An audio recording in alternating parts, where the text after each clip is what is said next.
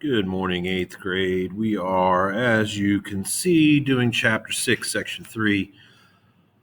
Just like a couple of the videos last week, I am recording these ahead of time. So I'll upload.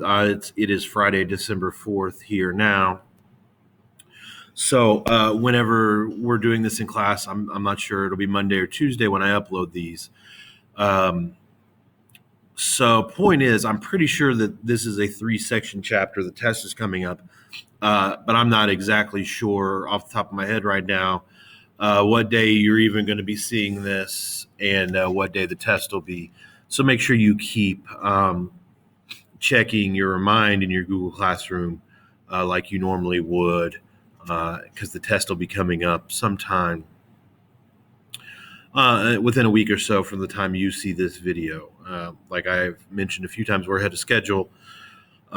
So we will have probably a few more days of review than extra, and we'll probably do some other assignments to give those of you that need grades a chance to do that. Probably post a crash course video and have you do a worksheet on that or something like that. But anyway, like I was saying, I don't know exactly what day for you it is right now, and I don't know exactly what day the test is going to be, but it should be coming up fairly soon. So make sure you're checking the normal, you're checking in every day like you should be anyway. So we're talking about, of course, changes that are taking place in American culture. We have been for a few chapters now. And one of the most wide-ranging changes was the move to put kids in school for a greater chunk of their life, I guess you should say, for longer, for more years. Most people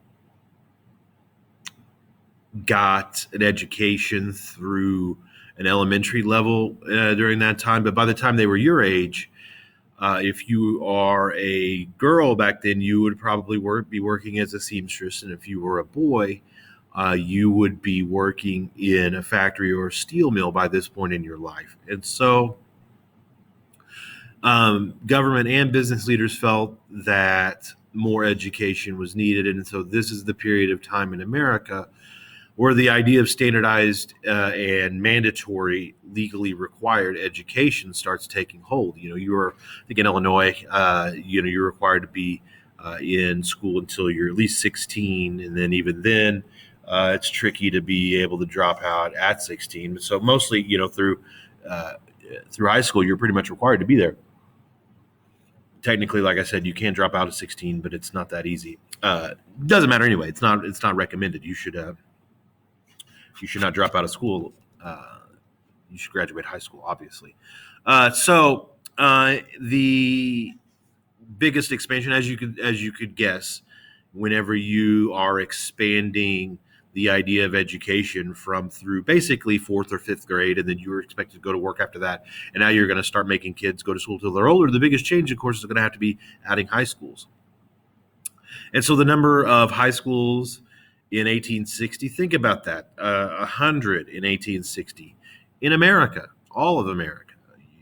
That is just an insanely low number, when you really think about it. We're in Franklin County, Illinois, which is not a highly or densely populated area, and we've got 6 high schools in our county: Thompsonville, Frankfort, Benton, ZR, Christopher, and Cesar. Yeah. So 6 just in our not very large county. So when you think of the idea of having only 100 across the entire United States, that really goes to show you just how little secondary education there was. Sorry, I had a little dirt on my camera there. And so within 40 years, that's expanded to 6,000. And then double that by 1914, as you can see there. And so we went from, in a span of just a little over 50 years, we went from 100 to 12,000. So obviously that's a very, very massive expansion. And, basically the idea is Not only are you going to educate people to be able to advance as a society, you're also going to get kids out of the factories, and that's going to open up more jobs for adults. And so the idea that a lot of people have is like, we're just, the idea that adults were making these decisions based solely on what's best for you, for the children, is not necessarily the case. A lot of times, a lot of these laws are passed so that these adults can have more job opportunities for themselves. And so, this is not an unusual. It's not a scandalous idea. Very few decisions are made entirely selflessly. Of course, a lot of people always have ulterior motives, and it's not even like an evil scheme. It's just, it's a win-win situation. More adults have jobs, more kids get education, so they get better paying jobs when they get out of school, and so on. And the reality is, you specifically, eighth graders listening to this, shouldn't be working full-time jobs at this point in your life. Just your actual physical and mental development is not putting you in a position where that's what you should be doing with your life at this point of it. You should still be getting education. Your brain is growing.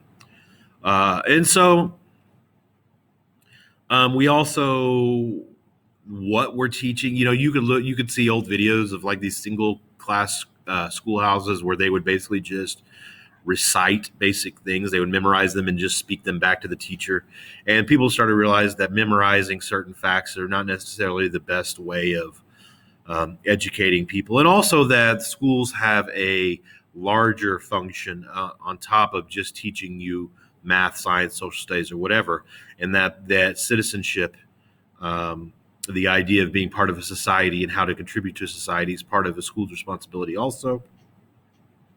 And that we should try to relate, when I say we, I mean teachers, we should try to relate what we're teaching to your actual real life interests, problems, and concerns. And that's a challenge for teachers even to this day, of course. We have to try to balance trying to teach you basic multiplication and science and history that you're going to need as a base of knowledge when you get out of school, with providing you with emotional and social needs that you need too. And that's a tough, it's part of what makes a lot of teachers not cut out for that.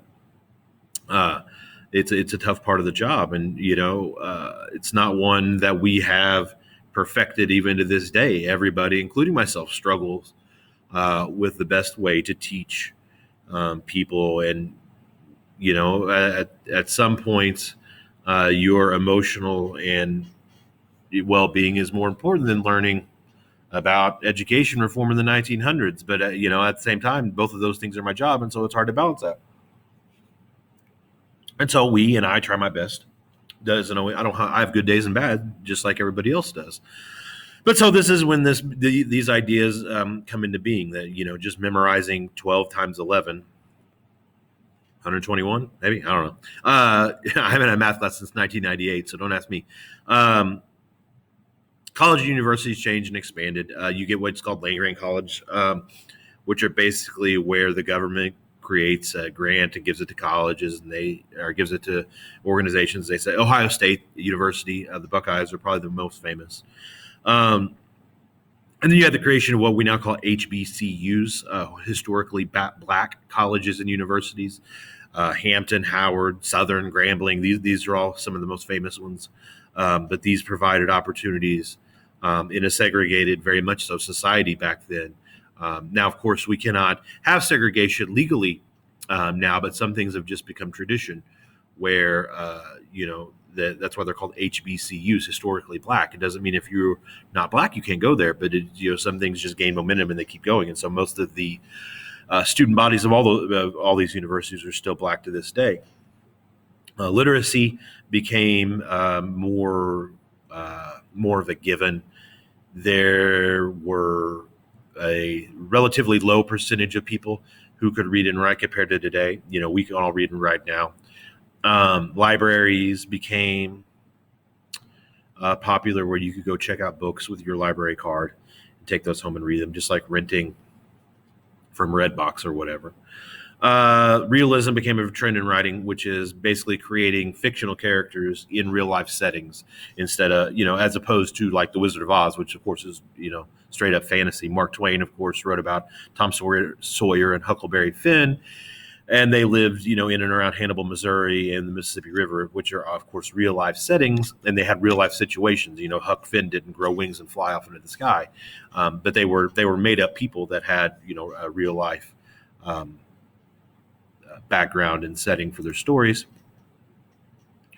And so regionalism is also a very popular trend in, like I just said, Twain, of course, is the most famous, uh, you dealing with that specific section of the country in and around rural Missouri and the Mississippi River rats, as they are called sometimes. So we, of course, also have technological advances in printing. The steam press really creates an increase in the number of papers that can be printed on a day-to-day basis. Joseph Pulitzer created a new type of newspaper, what's we are going to call it. It might be on this section, but we definitely get it in later. I haven't, looked through all the slides. I just came in cold and started from the beginning. But yellow journalism, which is basically, excuse me, when you would create headlines that are shocking intentionally, some would say misleading, to basically draw in the reader's interest and get them to read the story. A lot of journalists will tell you this is unethical. The idea of reporting the news, you're supposed to report the news. And if you are exaggerating things to try to get readers, that's really defeating the purpose of having a newspaper to begin with. Ironically enough, the Pulitzer Prize is given to the top journalist in a bunch of different categories every year. It's named after, of course, Joseph Pulitzer. The other giant newspaper magnate or businessman or tycoon of the time was William Randolph Hearst. One of these guys produced a newspaper called The World. The other one was called The Journal. They were in competition with each other. And like I said, this became known as yellow journalism, basically exaggerating, telling, what could be considered stretches of the truth, to try to, and I mean, obviously we're in the age of Facebook news shares today. And so this has become a trend that has really damaged our ability to seek out the truth in a lot of different ways. And so, with the increase of literacy and the increase of the ability with technology and steam press to print things, this became, there's no TV. Radio is just about to come into being. We'll talk about that in later sections. Spectator sports become popular. Baseball, football, boxing were the big three at that time. Basketball wasn't really as popular yet. Like we said in the last section, leisure time was basically a new idea. The idea that you could just have time for yourself because you're buying shirts instead of sewing shirts, because you have vacuums instead of cleaning your house nonstop. And so vaudeville shows, these are where you would have the stereotype is like the guy with the pinstripe, red and white striped vest on and the mustache and the straw hat, where like the giant cane would pull him off the side. But they were basically just variety shows where you'd have a comedy skit and you have a musical number, a dance number or whatever. Movies became popular. At first they were silent. Thomas Edison, incidentally, we talked about him a lot. He felt like because he invented the movie projector that he owned all movies, and he basically had hired gangs of goons that would go to movie studios and destroy sets in the middle of the night and burn things down. Thomas Edison, of course, a genius, but also a world-class jerk in a lot of different ways. He did not like competition, and he would literally illegally destroy a lot of things. Jazz was invented. It was the first type of entirely American-created music. It's often called the most American of art forms. It was created entirely and grew entirely within America. Jazz is famous for improvisation. In other words, you just start playing your instruments and make it up as you go along. Jazz isn't my thing, but you might be into it.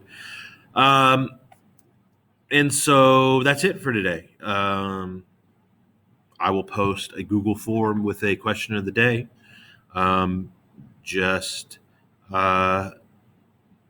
Whenever you watch that, you need to answer with today's date. I don't know what that is yet, so I can't tell you what to put in there.